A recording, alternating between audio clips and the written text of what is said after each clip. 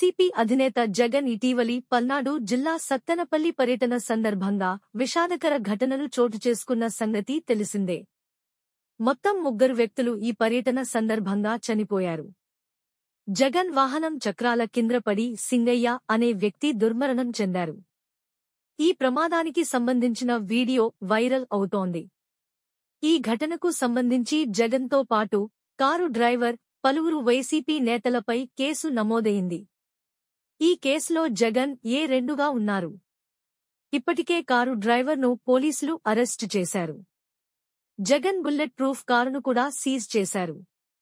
ఈ నేపథ్యంలో జగన్తో పాటు కేసులోని ఇతర నిందితులు ఏపీ హైకోర్టును ఆశ్రయించారు.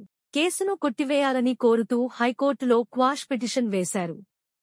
పిటిషన్ను స్వీకరించిన హైకోర్టు రేపు విచారణ జరుపుతామని తెలిపింది. ఇటీవల వైసీపీ అధినేత జగన్ పల్నాడు జిల్లా రెంటపాళ్ల పర్యటన సందర్భంగా సింగయ్య అనే వ్యక్తి మృతి చెందడం తీవ్ర కలకలం రేపింది.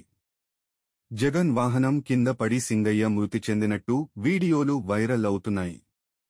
ఈ వీడియోల ఆధారంగానే పోలీసులు ఈ కేసులో సెక్షన్లు మార్చి వైసీపీ అధినేత జగన్ను కూడా నిందితుడిగా చేర్చారు.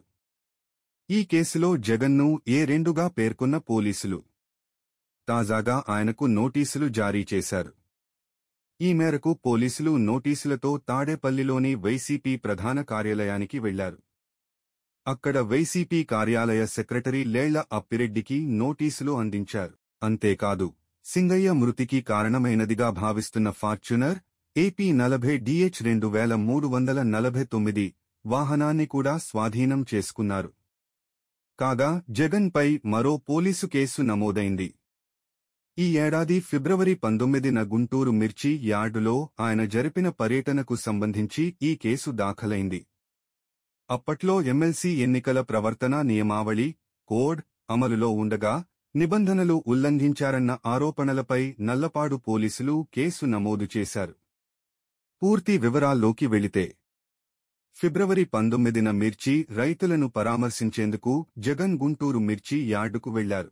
అయితే ఆ సమయంలో ఎమ్మెల్సీ ఎన్నికల కోడ్ అమలులో ఉందని, వైసీపీ నేతలు ఎలాంటి ముందస్తు అనుమతి తీసుకోకుండా యార్డుకు వచ్చి హడావుడి చేశారని ఆరోపణలున్నాయి. మార్కెటింగ్ శాఖ ఆధ్వర్యంలో నడిచే ప్రభుత్వ ప్రాంగణమైన మిర్చి యార్డులో జగన్ రాజకీయ ప్రసంగాలు చేశారని ఫిర్యాదులో పేర్కొన్నారు. ఈ ఘటన నేపథ్యంలో జగన్తో పాటు మాజీ మంత్రి అంబటి రాంబాబు, వైసీపీ నేతలు లేళ్ల అప్పిరెడ్డి, కావటి మనోహర్ నాయుడు, మాజీ ఎంపీ మోదుగుల వేణుగోపాల్ రెడ్డి తదితరులపై నల్లపాడు పోలీసులు కేసు నమోదు చేశారు.